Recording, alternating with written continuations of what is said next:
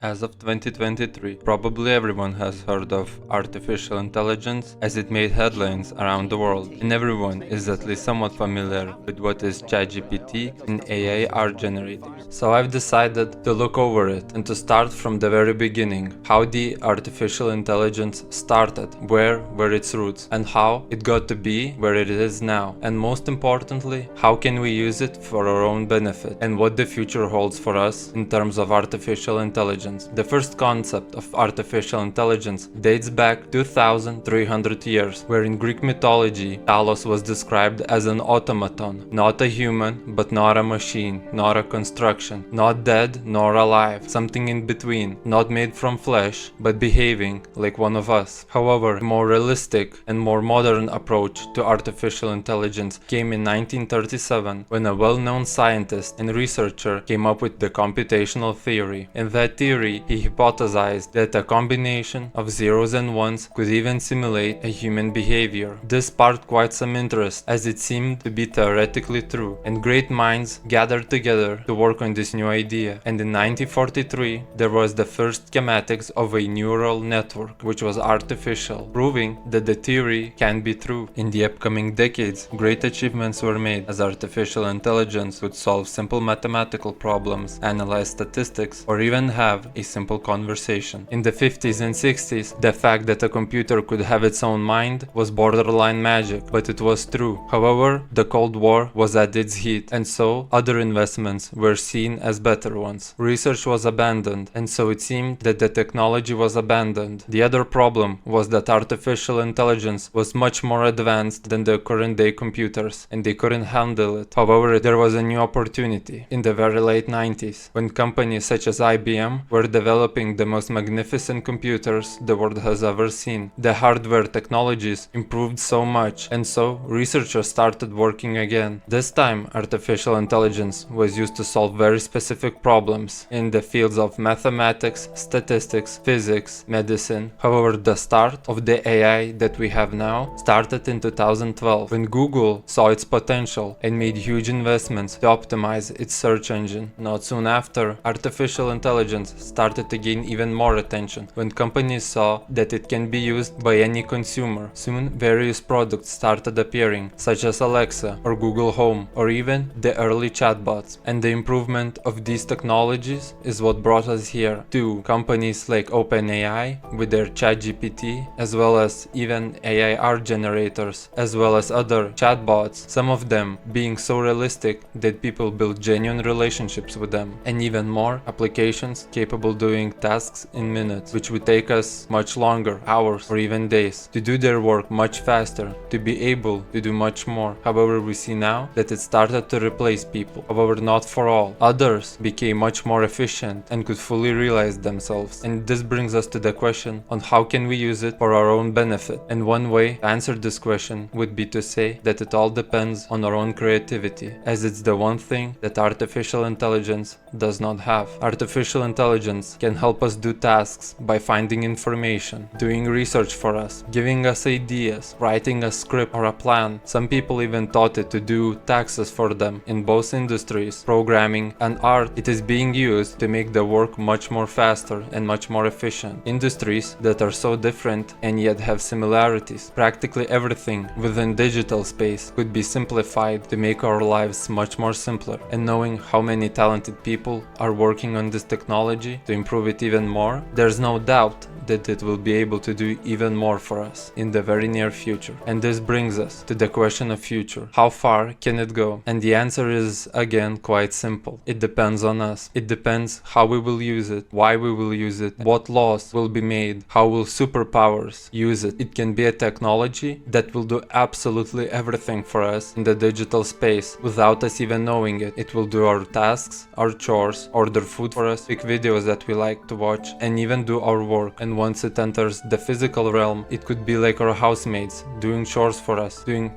practically everything for us, maybe even be our romantic lovers. However, on the other side, it has the potential to be the perfect super weapon, where some are fearing the Terminator situation where AI will replace humans. While it's still possible, it is not that likely. But what is likely is the ability to be the perfect cyber weapon, to be able to take down any digital institution, or even further, to fake absolutely anything. We might end up in a future where we have no clue what is real and what is fake on the internet, because artificial intelligence could make it look more real than the real thing. And besides other negatives, there's one which is already happening. Artificial intelligence could optimize people's work, but that means less people are needed. Already in China, many digital artists lost their jobs as artificial intelligence could do it for them. It could go into other industries as well, and we don't know how to solve this. What to do if there's no more work besides improving the artificial intelligence itself. This shows us that artificial intelligence can be both damaging and benefiting, and it depends on us. It can take opportunities, but it can also give us. And this is because artificial intelligence does not have creativity, but we do have it, and it is up to us